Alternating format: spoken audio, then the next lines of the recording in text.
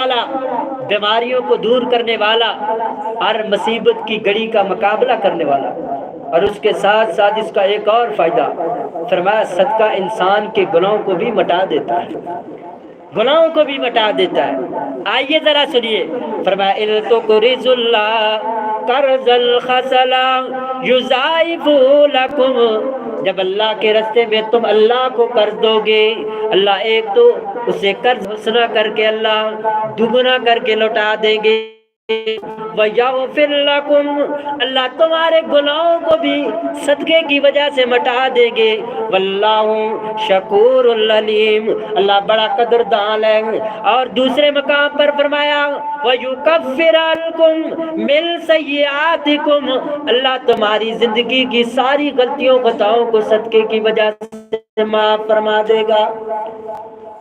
اس صدقے کی وجہ سے جتنے تم دنیا میں گناہ کرتے رہے، صغیرہ گناہ، اللہ اس صدقے کی وجہ سے تمہارے گناہوں کو بھی معاف کر دے گا،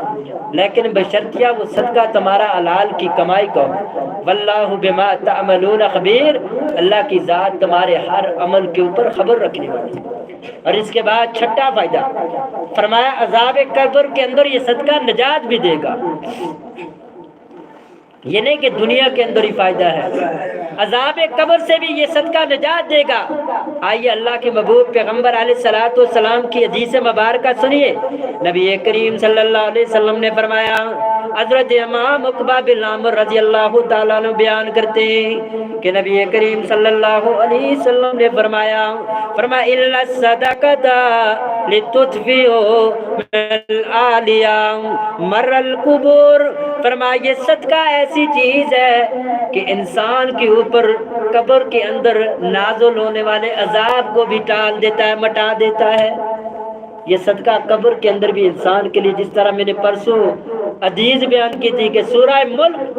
انسان کے لیے اللہ قبر کے اندر کھڑی ہو جائے گی سفارشی بن کر کے کہ یہ میں اس سے محبت کرتا تھا، مجھے پڑھا کرتا تھا، آج میں اسے عذاب نہیں ہونے دوں گی۔ فرمایا اسی طرح صدقہ انسان کا قبر کے اندر ساتھی بن کر کے کھڑا ہو جائے گا۔ اگر دنیا کے اندر اللہ کی رضا کے لیے خرچ کرتا رہا، اور فرمایا اس طرح ساتواں فائدہ نبی کریم صلی اللہ علیہ وسلم نے فرمایا جو بندہ دنیا کے اندر اللہ کے راستے میں خرچ کرتا ہے، اللہ تبارک و تعالیٰ اس انسان خوش نصیب انسان کے لیے جنت کے 8 دروازے کھول دیتے ہیں، لیکن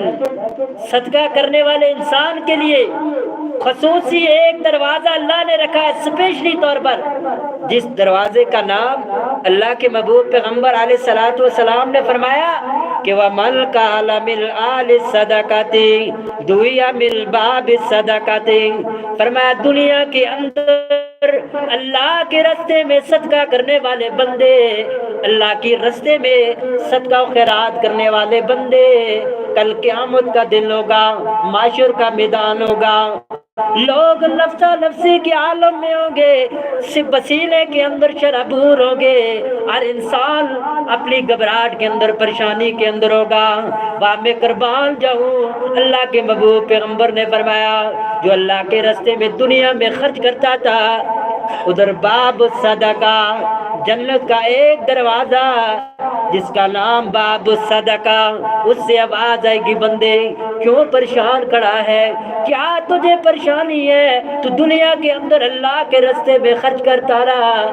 آج خصوصی دروازہ اللہ نے تیرے لیے کھولا، جا داخل ہو جا۔ یعنی صدقہ کرنے والے انسان کے لیے اللہ قیامت کے دن جنت کا ایک خصوصی دروازہ باب صدقہ، اللہ کے محبوب پیغمبر نے فرمایا باب صدقہ خصوصی دروازہ اللہ جنت کا اس انسان کے لیے کھول دیں گے جو دنیا کے اندر اللہ کے راستے میں اللہ کی رضا کے لیے خرچ کیا کرتا۔ اب میرے مسلمان بھائیوں، وقت اتنا نہیں، اور بھی اللہ کے محبوب پیغمبر علیہ الصلوۃ والسلام کی حدیث مبارکہ آپ کے سامنے رکھتا۔ اللہ کے محبوب پیغمبر علیہ الصلوۃ والسلام کے ایک صحابی کی آخری حدیث چھوٹی سی مختصراً نبی کریم صلی اللہ علیہ وسلم حدیث بیان کرنے کا مقصد کہ انسان یہ نہ سوچے کہ میرے پاس زیادہ نہیں، لوگوں کے سامنے شرمندہ ہو کہ یار میں تھوڑا دوں گا، لوگ باتیں کریں گے، کیونکہ کتنے لوگ میں نے دیکھ اللہ کے راستے میں دیتے صرف اپنی واہ واہ کرنے کے لیے. اگر 1,000 دیتے 1,000 بندے کے سامنے اعلان کرتے میں نے دیا ہے.